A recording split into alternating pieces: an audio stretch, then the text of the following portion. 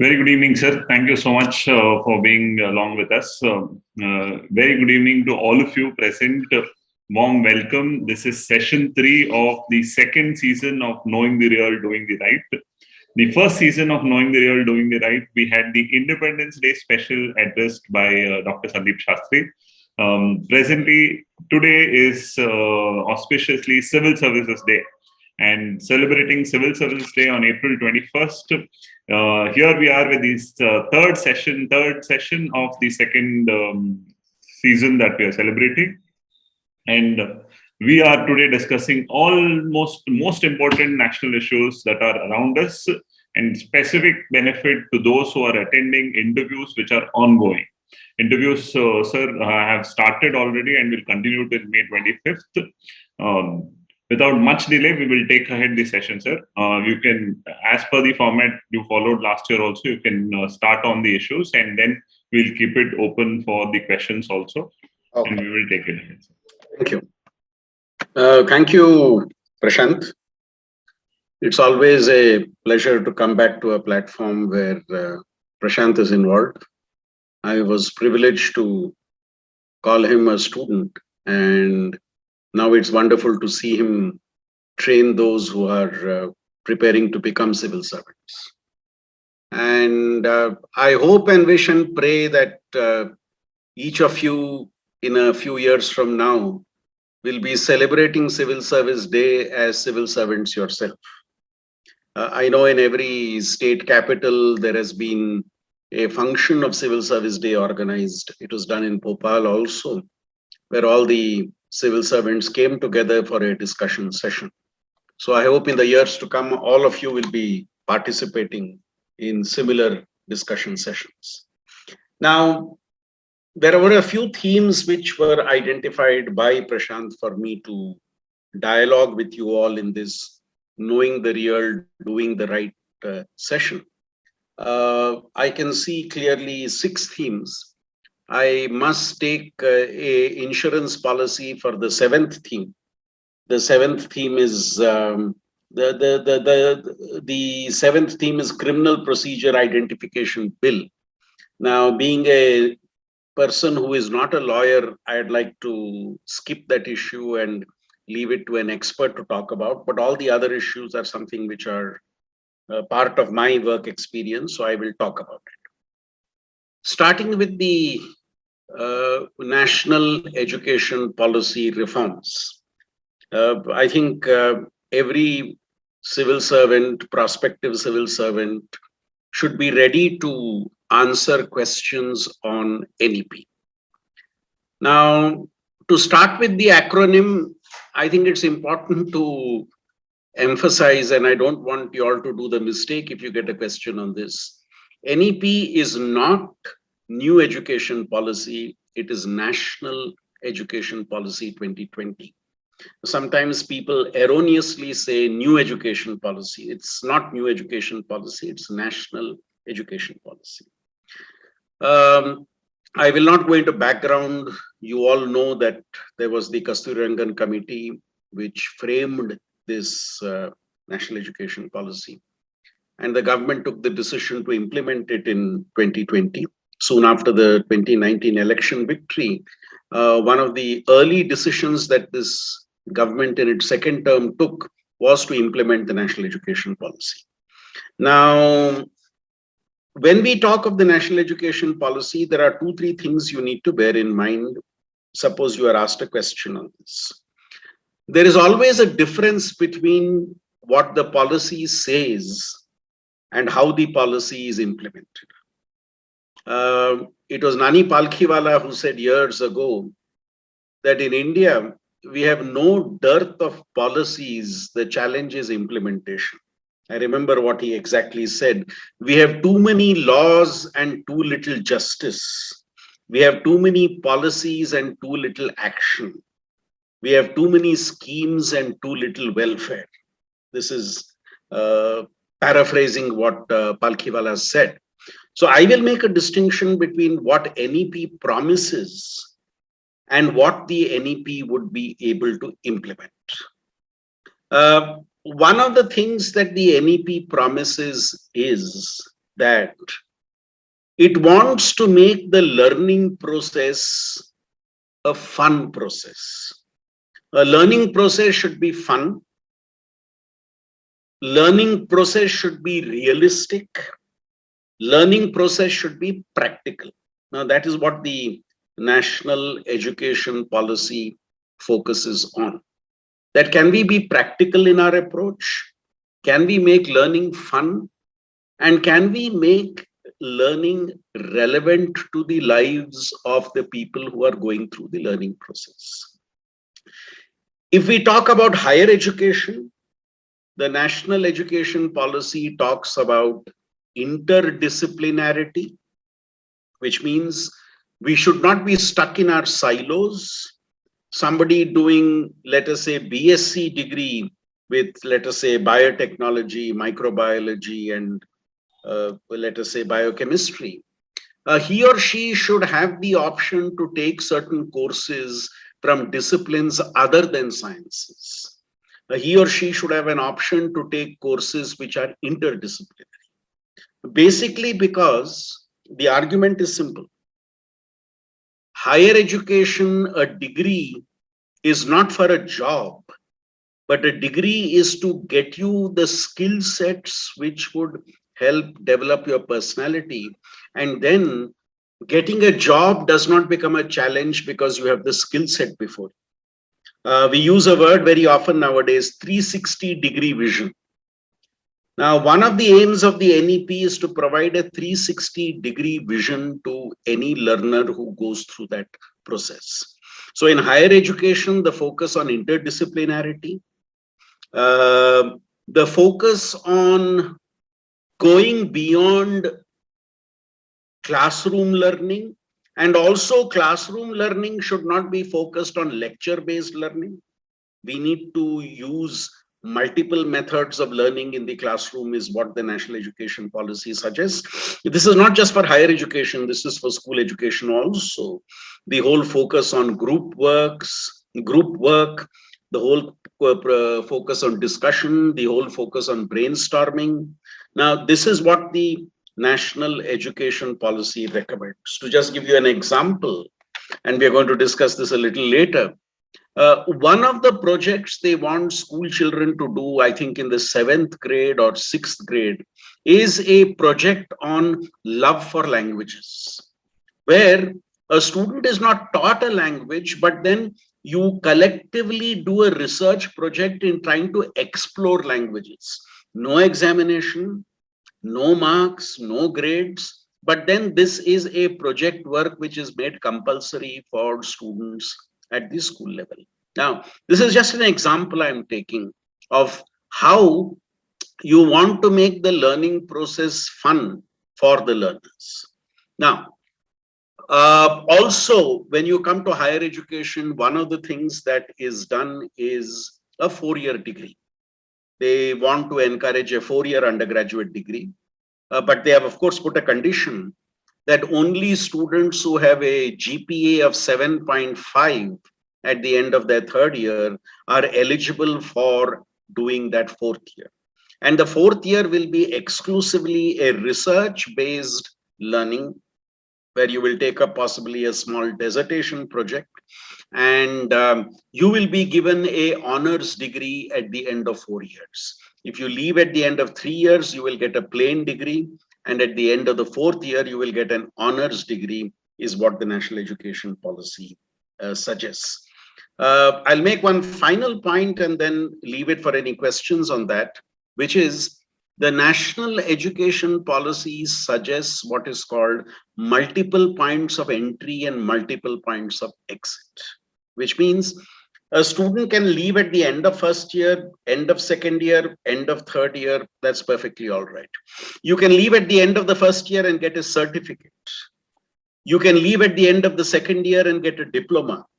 You can leave at the end of the 3rd year and get a degree, and leave at the end of the 4th year and you get an honors degree. And what you can also do is, after your 1st year, the credits that you have accumulated, you can put that in a credit bank. There is a credit bank which the UGC will create. You can keep your credits there. And within a period of 5 years, you can use that credits to be able to get back to your education in the second year. You could do it at the end of second year, you could do it at the end of third year. So they have introduced this credit bank system where people could take a break from their studies, maybe work, maybe pursue some other, spend your time somewhere else, and then get back to education when you are ready. Now, this is basically a Western concept, where, as you know, in many Western countries, once a person is 18 years old, which is also around the age you get into college, you are on your own. You are no longer dependent on your parents for your studies. So in Western countries, a lot of those from the middle class and lower middle class earn and study. They take a few years to work, earn, and then get into studies. Or after a year or two, take a break, work for some time, and then get back to studies. So we have tried to bring in a concept which is very popular in the West and brought it into the Indian soil.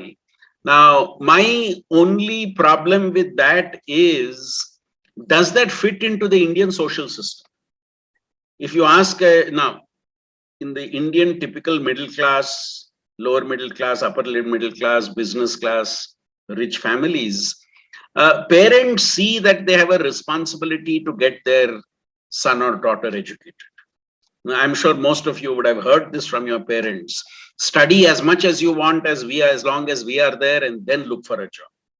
So does this multiple entry and multiple exit suit the Indian socio-cultural system, is a question which I think all of us would need to address and answer.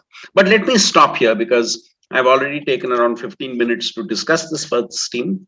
And let me give 4 or 5 minutes if anybody has any question to ask me on what I have talked about till now.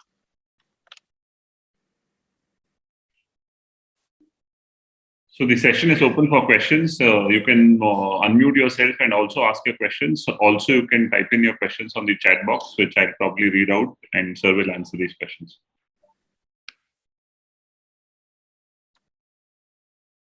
One of the things the national education policy says is encourage people to speak. So I hope you all will implement the national education policy here.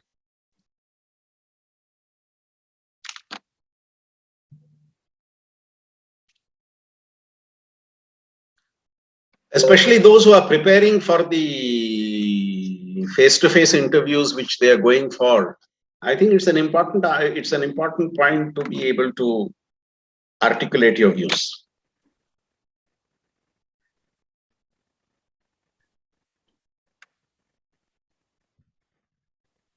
Prashant, why don't you ask me a question?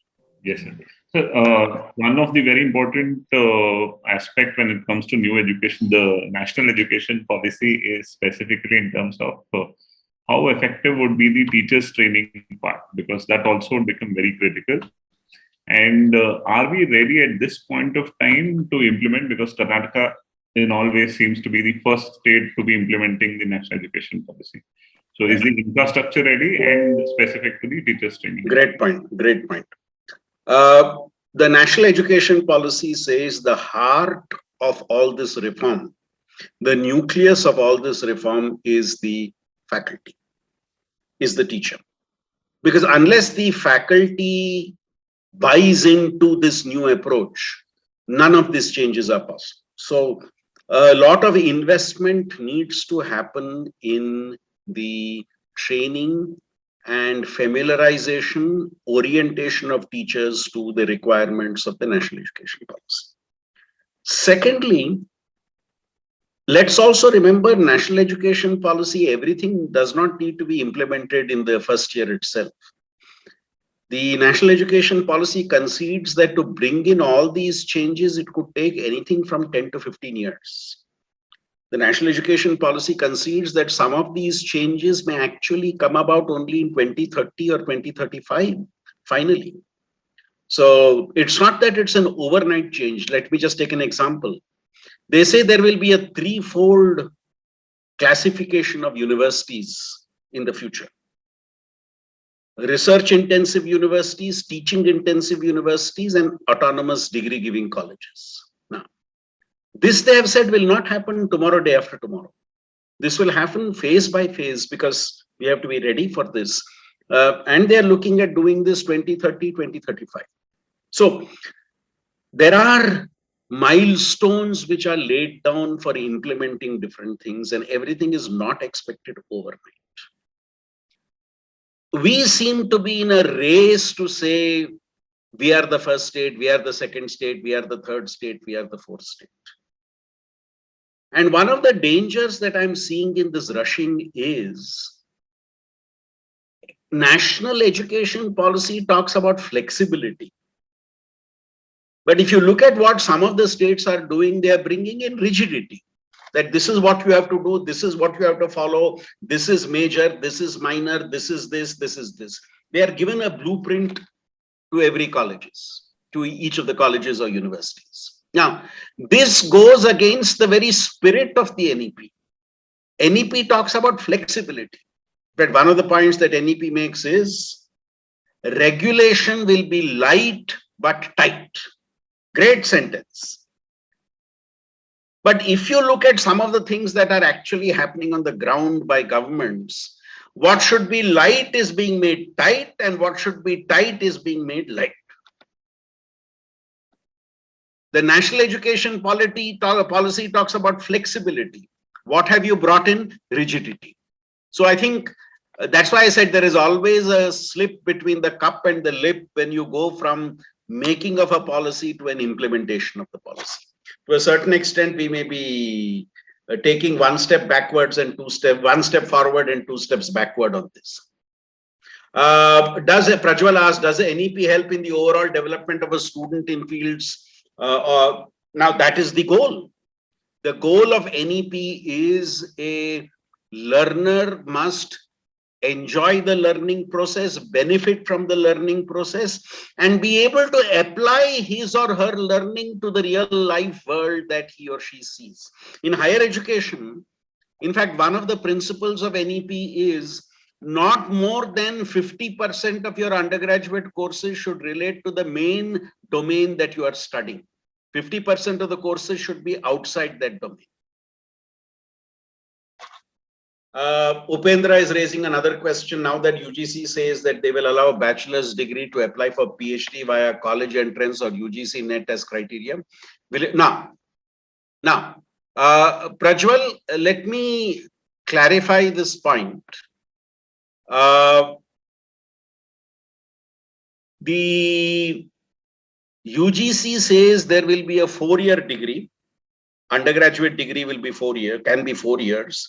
And if you complete that 4 years, you can enter an integrated PhD program where the first year of your PhD program will be what in Western countries they call masters by research. And then you go on to do your PhD. What the NEP says is once you have done the 4-year degree, your master's program will only be a 1-year program. And it will be an exclusive research-based program. And the permission to do your PhD immediately after your graduation is what is called an integrated PhD program. So let me take 1 or 2 questions and then move forward because we have other topics to cover. Nivedita says, don't you think rather focusing more on these policy related to academics of students, the policy should be more on updating teachers and developing the whole idea of education? I agree with you.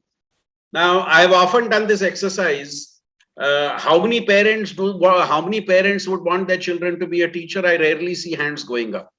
Now, I think it's also important as part of national education policy to make the teaching profession attractive and to get the right people into the teaching profession is what is also important. Santosh says 15 years to implement this, and then by then our youth population would be going down.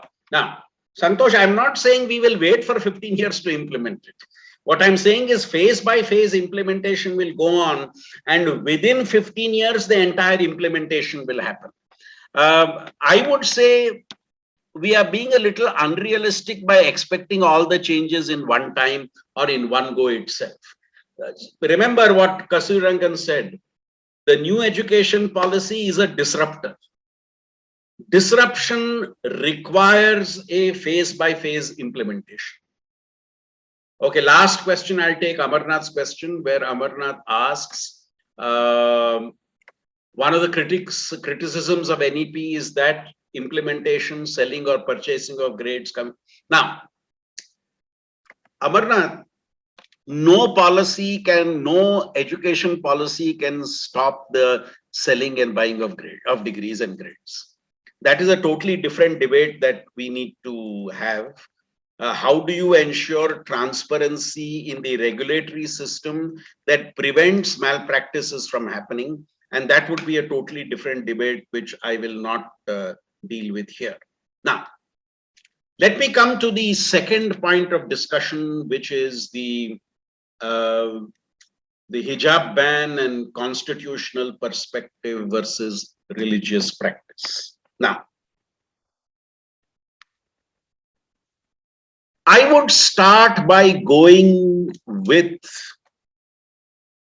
what has been said in the court judgment on the hijab issue. On the hijab issue, the court has taken a stand that wearing a hijab is not part of the essential practices of the Muslim faith. Now, I think this is a very important point, and why I'm saying this is a lot of segments of the Muslim community who do not endorse the wearing of the hijab have actually been protected as a result of this High Court statement. Now, I want you to keep in mind, suppose the High Court had said that wearing the hijab is part of the essential practice of Islam. I want you to just imagine what the consequences of that would have been. Those elements within Islam, I don't want to use the word progressive or conservative, but those people within the Islamic faith who do not use the hijab, who prefer not to use the hijab and move around, what would have happened, or what would have been the pressures from the religion and religious leaders on such women who were not using the hijab, when you declare that the hijab is an essential practice of the religion. So in a sense, what the judgment has done is it has provided a safeguard for a lot of people in the Muslim community who do not want to follow the practice of the hijab. Now, that is one point which I thought it's important all of you keep in mind. Now, secondly, I would want you to look at the hijab controversy in the backdrop of the developments which led up to it. Now, my own personal view, when the controversy started, you could well have nipped it in the bud. You could well have stopped it at that stage itself. But what happened? All political groups wanted to take mileage out of the controversy. All political groups, those who came out in favor of the hijab, thought that this would be a good opportunity for them to gain political currency. Those who fought against the hijab, and especially if they were non-Muslims from the majority community, from the Hindu community, they saw that as an opportunity to try and convince a new emerging generation of voters and polarize society on this issue. So both groups were very keen to take forward the fight. And both groups were very keen to take very strong positions on this issue which were at opposite ends of the spectrum, and did not allow room for a negotiated settlement on this issue to come up. Now, is it a fact that the children who insisted on wearing the hijab were not wearing it earlier and then suddenly started wearing it? Is it also true that children who were wearing the hijab when entering the college or school took it off before going into the classroom and then decided to stop taking it off before going into the classroom? Now, these are all issues that we need to debate. What the rule says is wearing the hijab when getting into an institution is not the problem. The problem is the dress code and the uniform code needs to be followed inside the classroom.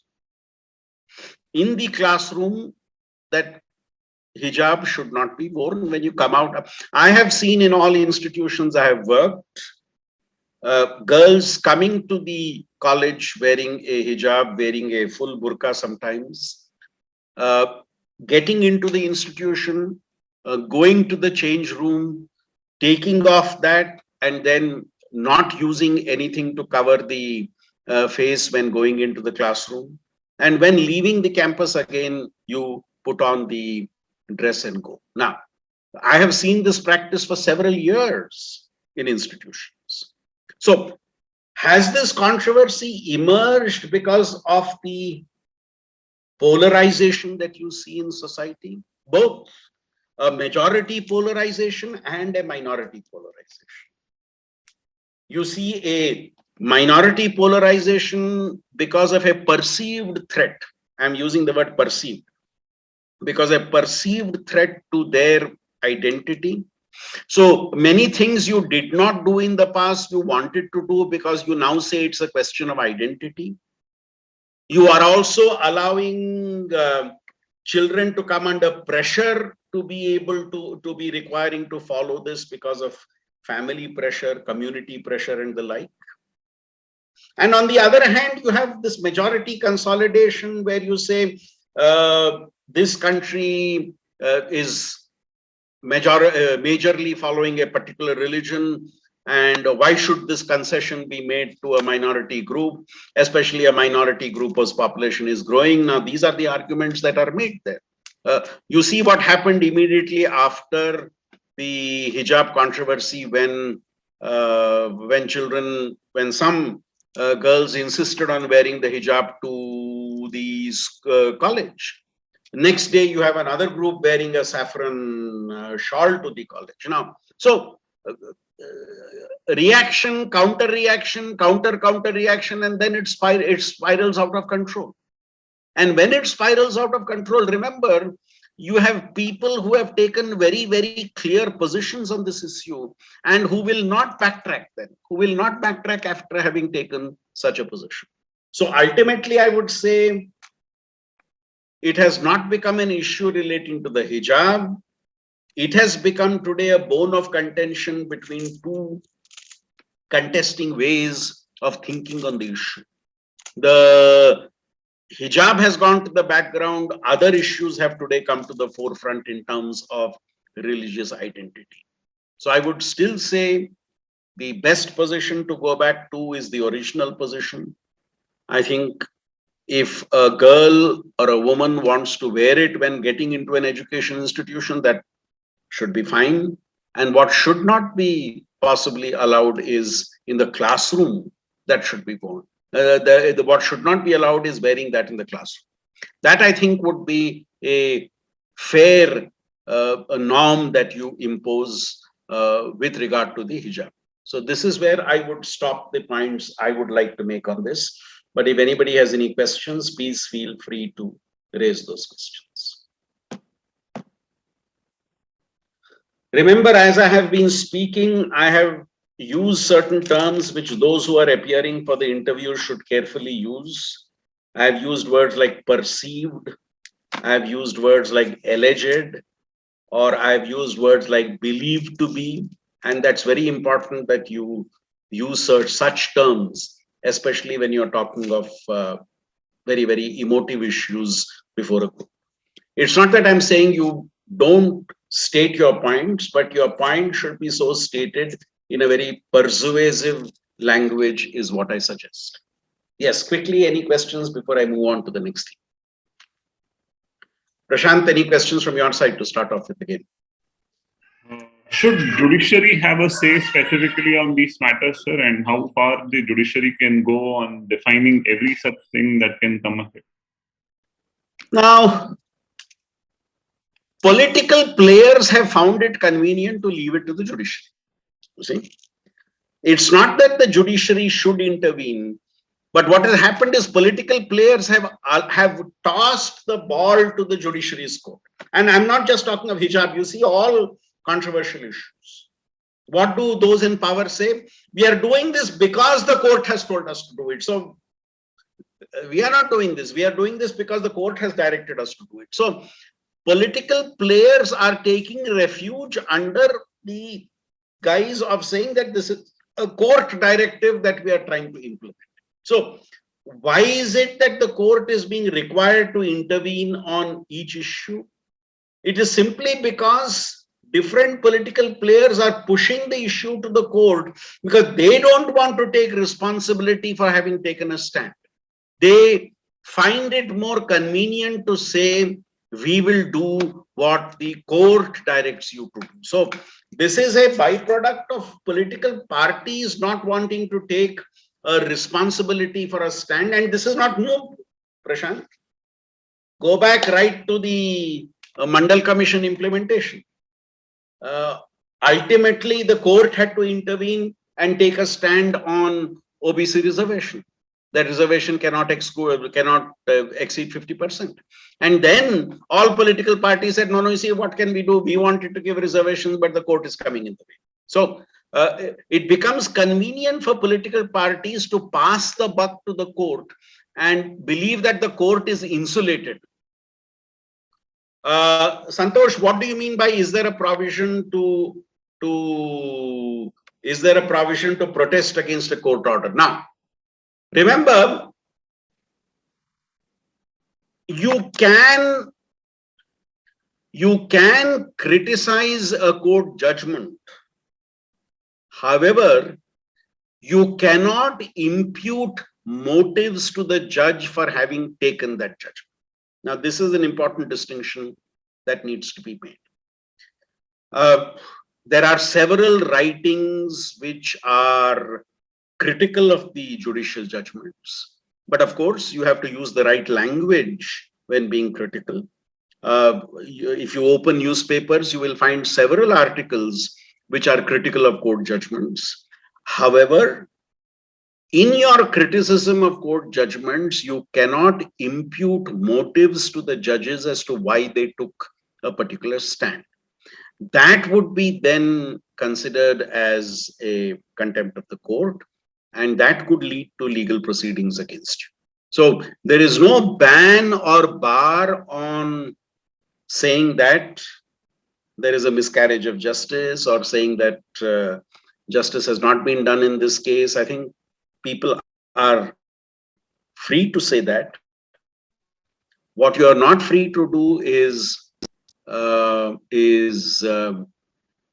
impute motives to a decision of the judge. Now, Suma asked the question. Let me read out Suma's question. Suma says, should reforms be held hostage to the wishes of conservative elements in any communities? Suma, who defines what is conservative and what is not conservative? You see, now remember, these are all subjective. These are all subjective factors. What you say conservative, somebody else may say progressive. What you say progressive, somebody else may say is ultra liberal. So at the end of the day, who defines what is conservative and what is progressive? And I'm not just talking of hijab. You see, as a university vice chancellor, Should I prescribe a uniform for my students? Should I prescribe in detail a dress code for my students? I would say no. I would say as long as my students and faculty conform to certain norms of decency, which I will define, let them wear what they want to wear. Now, am I being conservative? Am I being progressive? Am I being liberal? Now, Suma, that depends upon the vision that you have. You see, somebody may tell me, oh, you are being too liberal. We must be very strict in our rules on how people should dress up. So this whole point on who is conservative and what is not conservative, Suma, I would say that's very, very subjective. Those of you who stay in a hostel, should hostels have a time by which you should return to the hostel? Again, we have a debate, yes or no. Now, if you say yes, there should be a return time, are you being conservative? And then if you say no, yes is, return time is a question of discipline, then the question comes, what is the return time? Should it be 8 o'clock, 9 o'clock, 10 o'clock? Now, again, if you say 10 o'clock, are you being too liberal? If you say 8 o'clock, are you being too conservative? Now, at the end of the day, how do you define what is conservative and what is liberal? I would say to that, Suma, we need to leave it to the judgment of an individual to decide what he or she wants to do, as long as it is within the larger norms which are laid down. Now, there is a boundary within which I can operate. I know the boundaries, but within the boundaries, there needs to be sufficient space for me to negotiate what stand or what position I will take on that particular issue. So hope I have responded to Suma's question adequately. Now let me come to a hot potato.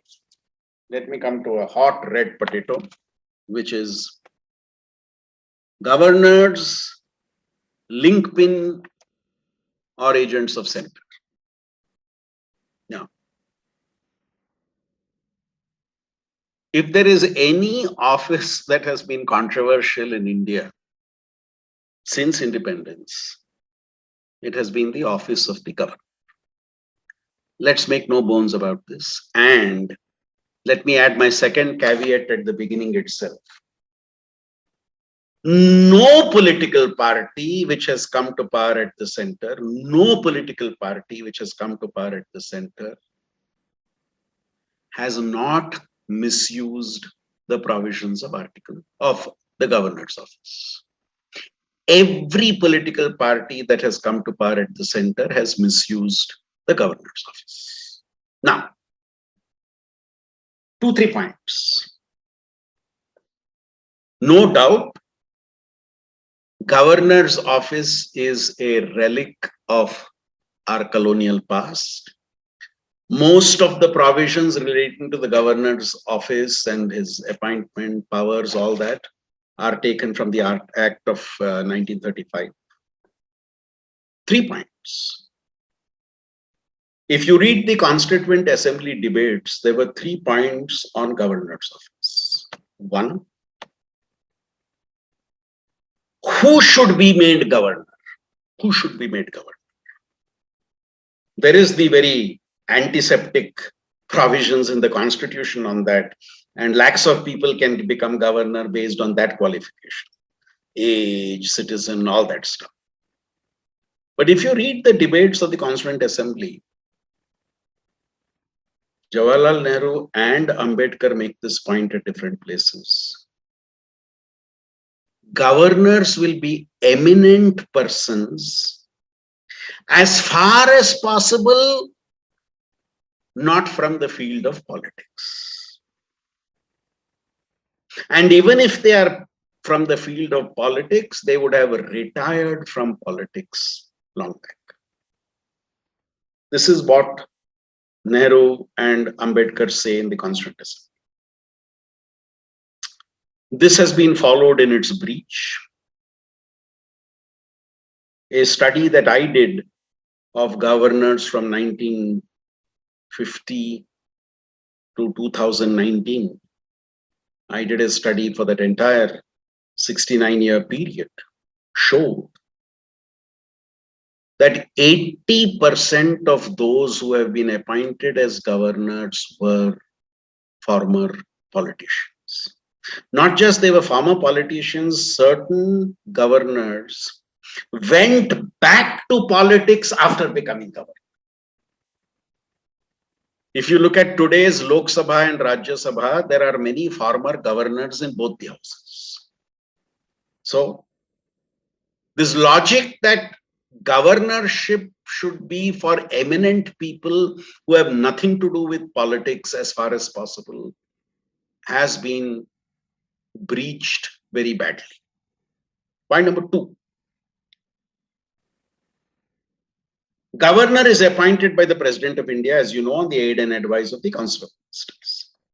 Again, Nehru says very categorically in the Constituent Assembly that we will consult the Chief Minister before appointing a governor. And to be fair to Jawaharlal Nehru, they did that in the initial years. Later on, especially when Mrs. Gandhi became the Prime Minister, that process stopped. Now, the critic of Nehru would say when Nehru was Prime Minister, you had more or less one party domination across the country. So it did not make a difference who became governor. By the time Indira Gandhi became, competitive party politics had started, and therefore the office of governor was used to manipulate things. So, once different parties started coming to power at the center and the state, what happened was the center started appointing politicians as governors, especially in those states where your party was not in power. If you, I have done this study, very conscious, and this is not now, right from the 1960s, and all political parties appoint governors in those states which are rival parties in power. You specifically appoint a governor who will do your bidding. So if you look at when UPA was in power and you look at now when NDA is in power, you will see that trend in both the governments. Appointing, hand-picking governors for states where a rival party is in power. Which brings me to the third point. I think our constitution makers were not very clear on what is the role of the government. Because I've seen Nehru's and Ambedkar's statements, they say different things at different times. At one place they say he is a bridge between the center and the states. Another place they say he is a representative of the center in the states. Now he can't be both. He can either be a bridge between the center and the states, or he can be she can be the representative of the center in the state. Today we have used another word instead of a representative. We said he has become an agent of the center in the state. So I think there is also a lack of clarity on what was the role the governor was required to play. Ideally, somebody who protects the constitution and does not take political sides. If you see what some of our governors have been saying and how governors play a role in deciding who should form the government, you see the very partisan approach of governors, and you are seeing it today, but this is not new. This has happened in the past also. All misuse of Article 356 in the past was thanks to the role that governors played. Today, there is a reduced misuse of Article 356 thanks to Supreme Court Bommai judgment. And secondly, I think given the fear that the Supreme Court has now said that we can reverse Article 356 in a particular state. See, in the Bommai judgment, they said that we can reverse the process. The governor's report has to be a speaking document. Earlier to that, the Supreme Court said we cannot challenge the evidence on the basis of which the governor recommends Article 356. Now, today that has changed. So, if Article 356 is not being misused today, I think there are two factors. One, the Supreme Court judgment, and two, I think the fear of the judiciary in ruling parties that you cannot really play truant on this and try to misuse the power. But then there is no shadow of doubt in my mind that governor's office has become a major friction point between the center and the states. I would close the discussion on governor with that. And if anybody has a question, please feel free to raise the question. Prashant, starting with you. Sir, I know it would be very hypothetical. What do you think is a viable solution? How do we actually address this issue? Who will bell the cat? See, some people say abolish the office of the governor. I think by abolishing the office of the governor, you're throwing the baby away with the bathwater. In a parliamentary system of government like we have in India, I think you need a authority, constitutional authority at the state level, which is in some ways similar to the president at the national level. Having said that, I will categorically say, like again, some people have said the president at the center, the governor in a state is like the president at the center. Sorry, no. President is elected, governor is appointed. This makes a huge world of difference. Secondly, the president is the first citizen of India, the highest authority, whereas above the governor, there is an authority at the center. So, governor in a state is not like the president of India. As I said, given the parliamentary system, I would believe you require a constitutional authority at the state level. I think if both the promises that Nehru and Ambedkar had made in the Constituent Assembly are entered into the Constitution document, maybe part of our challenge will be solved. One, making sure that governors are those who have not been involved in politics, and two, making sure that the states are consulted before appointing governors. I remember an instance when Morarji Desai was the chief minister of the Bombay state, and a governor had to be appointed for Bombay. And Nehru sent a list of names to Morarji Desai and said, please, whom would you like to tick in this? And what Desai did is he cancelled all the names. And then Nehru said, okay, you prepare a list yourself, you tick one name and send it to me, we will appoint that person as governor. In another instance, when governor and chief minister of a state fought with each other, both took their complaint to Nehru. Governor took the complaint saying change the chief minister took the complaint saying change the governor. Nehru called the governor and said, look, chief minister is elected by the people. I have sent you, so you come back. We will send somebody else as governor in the state because I want harmony between the two positions. Now, again, a critic of Nehru would say both governor and chief minister were congressmen, so it didn't really make a difference for him. Nehru was not prime minister during days of competitive party system. But I think somewhere leadership will have to rise above politics and bring in this change. I know for those in power, it is too tempting not to misuse the position. Shri Tejas says, would securing a 5-year term removable only through impeachment strengthen? Now, maybe Tejas, but then remember what happens if you get a bad egg as governor. Then you have no way of removing him and the damage that he or she could cause is much worse. So, giving a fixed term with only an impeachment provision, as I said, what happens if you make a wrong appointment and you have to face the consequences of that wrong appointment? Any other question on Governor's office?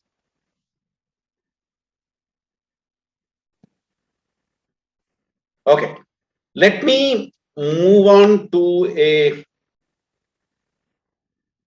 another issue, which is, I think, the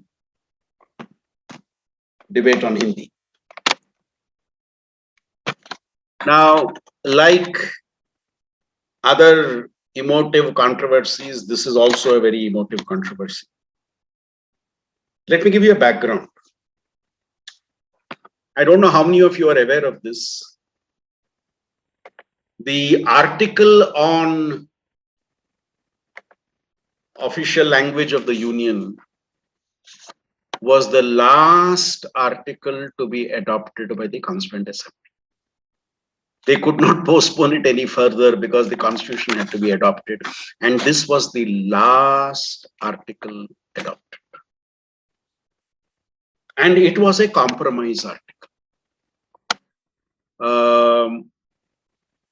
There was a very strong lobby in the Constituent Assembly, which was keen that we declare from day one that Hindi is the official language of the Union. But there was also a group of members who strongly opposed making Hindi the sole official language of the Union. And they insisted on that compromise formula that English shall continue as the official language of the Union. They specified it for a period of time, which was then extended. And then the belief was that until the entire country willingly accepts Hindi, English will continue. Now, from time to time, this debate has kept coming up. From time to time, this debate on what should be the official language of the Union, this debate has consistently been coming up. And as you know, a large part of South India is opposed to having a single language, the language of Hindi, and favors the continuation of English. Let me make one more point.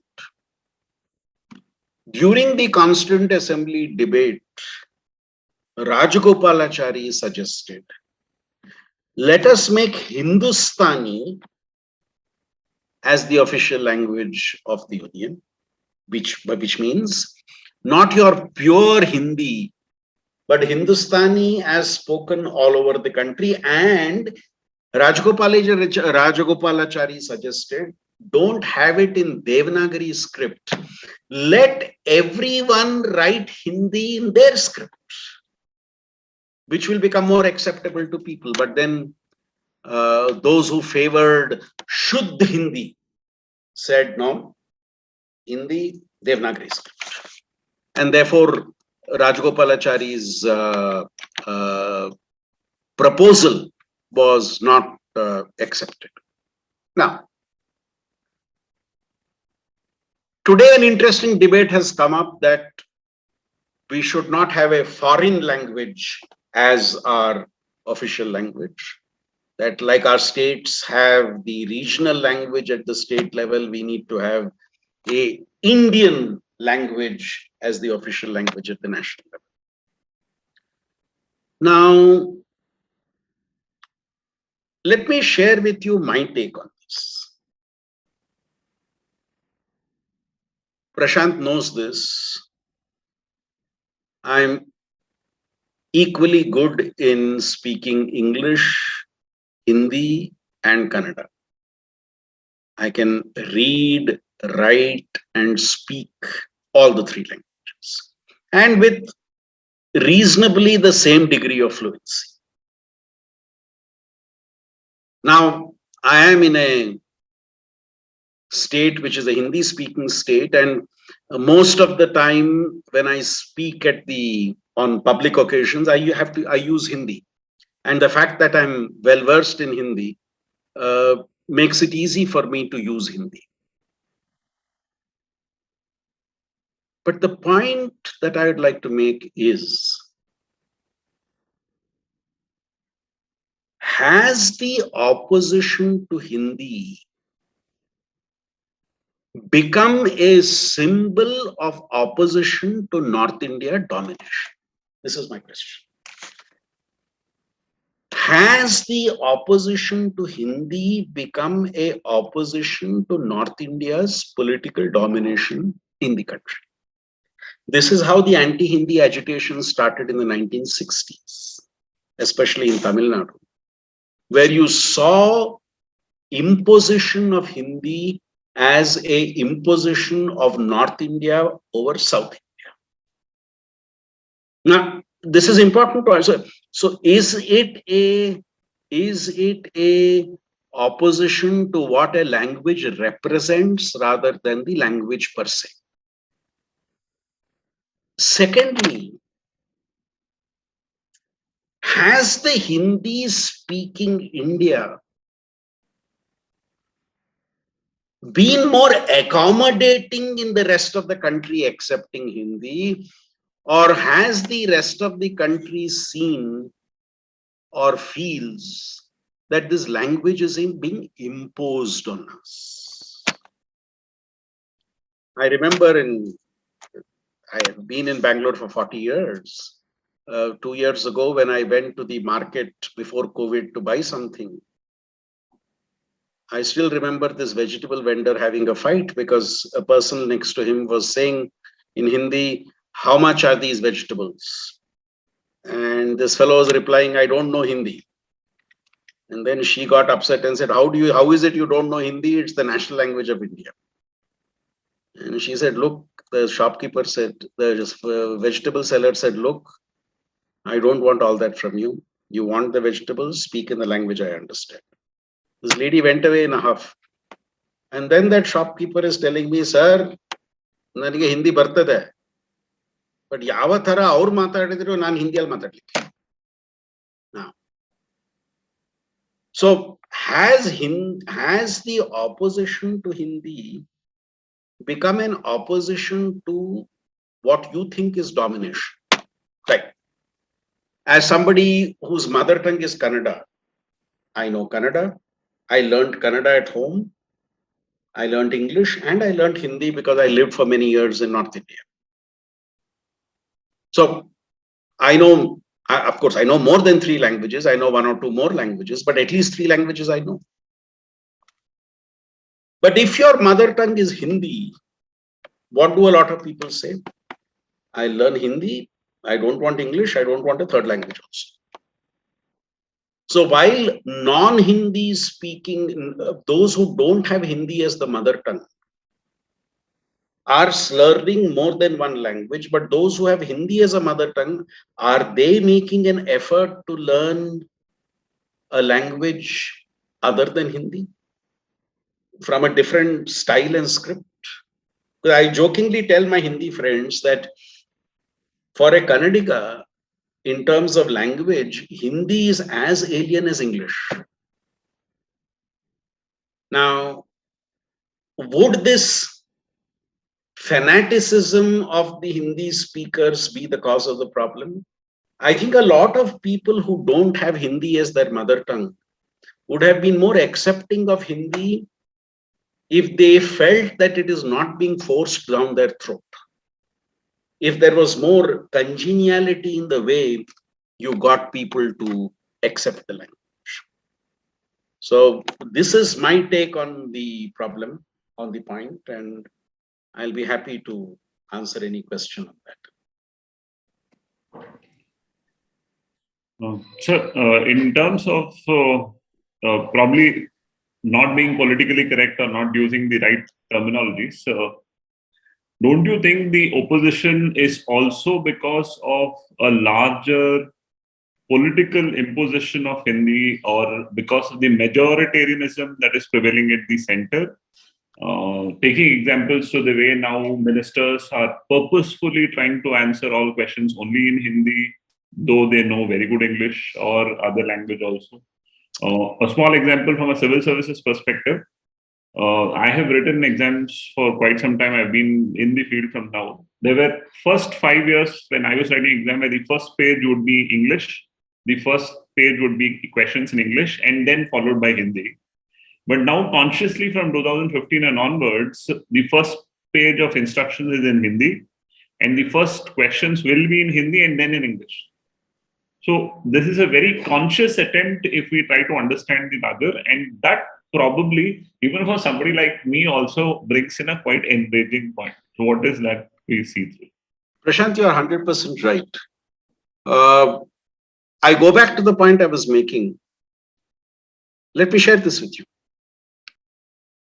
When I speak in Hindi, and then people come to know I'm from South India, their question to me is, "Aap itni achhi Hindi kaise bol lete hain?"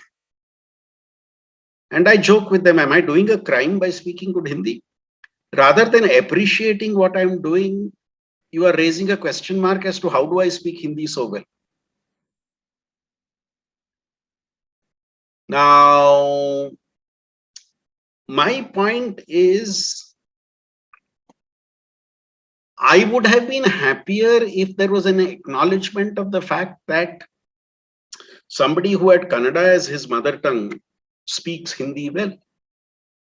Or this assumption, see, this assumption that you must speak in Hindi or you must know Hindi. Now, this creates that reaction. Even if I know it, I will not speak it. I remember 10 years ago what happened in Bangalore was. There was a lecture. I was presiding over the lecture. The speaker asked me, can I talk in Hindi? I said, sir, many in the audience will not understand Hindi, and I know you understand English very well. You speak English very well. So it may be a better idea for you to speak in English. He said, no, I want to talk in Hindi. And he insisted on speaking. I said, okay. And then somebody stood up at the question time and in very perfect Hindi said, sir, I understood every word of what you said. Now I am going to ask you a question in my language, and don't ask me to translate what I asked you. And you please respond to my question. And he asked the question in Kannada.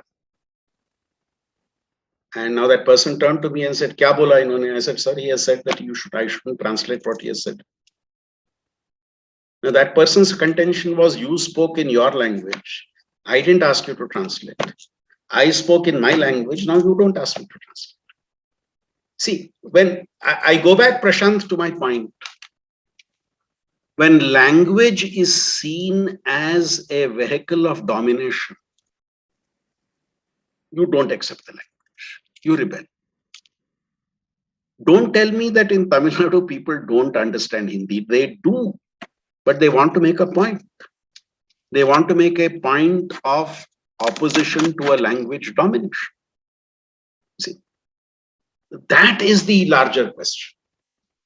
That and as you said very rightly, in the last few years, there is this concerted effort to try and popularize a particular language. Okay, let me come to the last point because I need to close this session by 8:15. I have somebody to meet at 8:20 and I have to go out somewhere. The last point I would discuss is this changes that are being proposed in the civil service rules, and this whole belief of the states that they are losing their autonomy. And it's very interesting, chief ministers of BJP ruled states are also opposing this. Now, this will require all of you to go back to the original contract. When Sardar Patel defended the All India services, he made a point. Remember that. He said, All India services will be pooling together of the best talent. And these officers will work at the state level, and having gained the experience at the state level, would then go on deputation to the center, and then return to the states and use the experience that they have had at the center to be able to perform more effectively at the states. Point number one. Point number two, All India services were also seen as an instrument of national integration. If I remember the original debate was as what in China they call rule of indulgence, which is you will not be sent to your home state, or you will not be allotted your home state as a civil servant. Now, many people felt that this should have been the original rule if you wanted real national integration. Is it a question of learning a language? Today, I see so many IAS officers who are Punjabis or Sikhs who speak Kannada so well, including people like Chiranjeevi Singh ji, who, if he is not in front of you and you don't see that long flowing beard and talk to him on the phone and he talks to you in Kannada, you will think he's a Kannadiga for all practical purposes. Now, if it is learning a language, I don't think it's very difficult for a person to acquire or learn a particular language. So the original integration, if it was to be an instrument of national integration, you would make sure that you post people to a state that they do not belong to. Talk to IAS officers of the 1950s and 1960s, and even up till the mid 1970s, they would tell you, we consciously opted outside our home state because we did not want to come under political pressures of our home state. Keeping again the vision which Sardar Patel had for everybody. Now, over the years, what has happened? Insider versus outsider controversy. If an officer is allotted to a state which he did not want, you wait for an opportunity for a deputation to center. If you are an insider officer, you don't want to go on deputation at all. If you are a promotee IAS IPS officer, you definitely don't want to go on a central deputation at all. Now, one of my PhD students is now studying this. What is the career track of a typical IAS officer? And what her tentative data is showing is most officers today avoid going on central deputation, and those who go on central deputation do not want to come back to their home states. So the whole question of a IAS or IPS officer, whether the administrative control over that officer should ultimately rest with the state government or central government. When the officer works at the state level, he or she is under the administrative control of the state. Should the center have the power to demand that a particular officer be deputed, and if the state says no, what happens? Earlier, I remember the state's view was held and was taken into account, and if an officer said, I do not want to go on deputation, there was no insistence on that. So I think the current rules try to give a little stronger handle to the center in terms of the control over the All India service officers. And this is what the state governments are today very, very strongly opposing, including state governments which are BJP governments. They are also, I know that the state I am in now, Madhya Pradesh, the chief minister has, the government in its note has actually opposed what is being proposed by the center. So Prashant, let me close with that. And if you need me for another session, please fix another session. I'll be happy to come to meet and talk to everyone. I hope I have done justice to what you wanted me to talk about. Always a pleasure to have you, sir.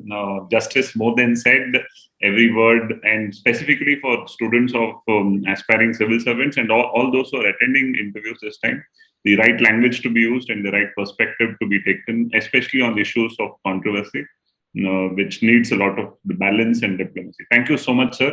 Thank you for being part of it, and thank you so much. We wish to have all the best to each of you, and I'm sure each of you will reach your ambition in life, and all the best. And I wish to hear of your successes in the days ahead. Thank you, sir. Thank you so much. On behalf of all the team and the students of India for IAS and all the aspirants, very warm gratitude. Thank you, sir. Thanks. Thank you. Take care.